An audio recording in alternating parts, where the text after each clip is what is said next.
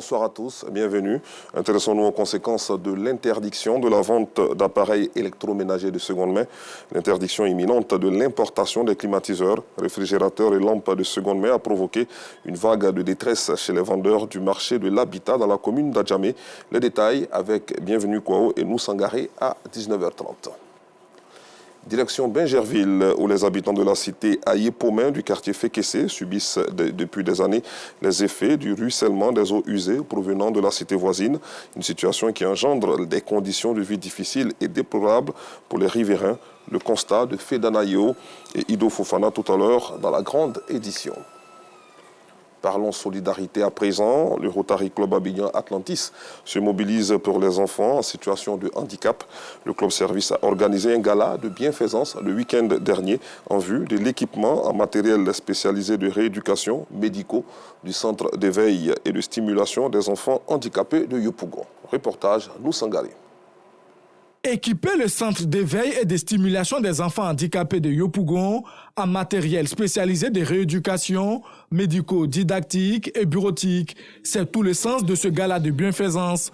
Un gala pour mobiliser des fonds en vue d'une action d'intérêt public, une initiative du Rotary Club Abidjan Atlantis. Nous avons construit un bâtiment R+1. Ce soir, nous nous sommes réunis justement pour recueillir des fonds pour servir à équiper ce bâtiment qui vient d'être construit. Cette rencontre de solidarité s'inscrit dans la continuité des actions du Rotary Club Abidjan Atlantis en faveur des enfants en situation de handicap. Des actions qui perdurent depuis plus d'une décennie. Marcelin Kouakou, représentant du président de l'Assemblée nationale, par ailleurs parrain de la cérémonie, n'a pas manqué de saluer les efforts conjugués par le Rotary Club pour le bien-être des populations vulnérables. Cette année, c'est Yopougon, la commune dirigée par le président de l'Assemblée nationale, qui bénéficie de l'action du club Rotary Abidjan Lagune. Il en est fier et à ce titre, il voudrait marquer toute sa disponibilité, son engagement aux côtés de ses filleuls.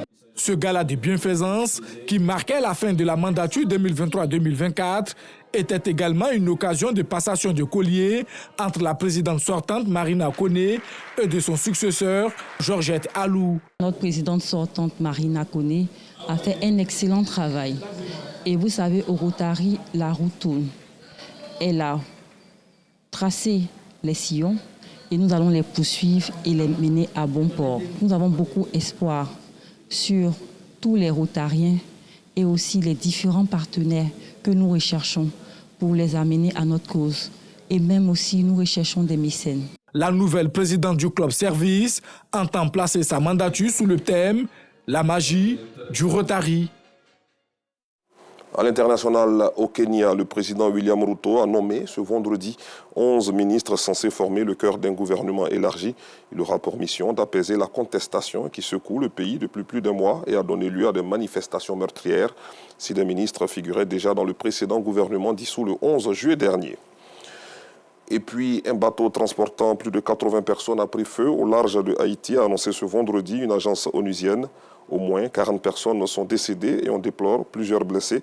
Ce drame illustre l'ampleur de la crise dans ce pays pauvre des Caraïbes. Des migrants ont été secourus par les gardes-côtes haïtiens et sont actuellement pris en charge par l'OIM.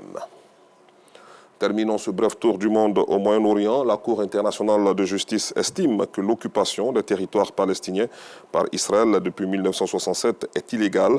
L'avis rendu par l'organe judiciaire de l'ONU n'est pas contraignant, mais pourrait accroître la pression juridique croissante sur l'État hébreu concernant la guerre dans la bande de Gaza. Je vous retrouve à 19h30.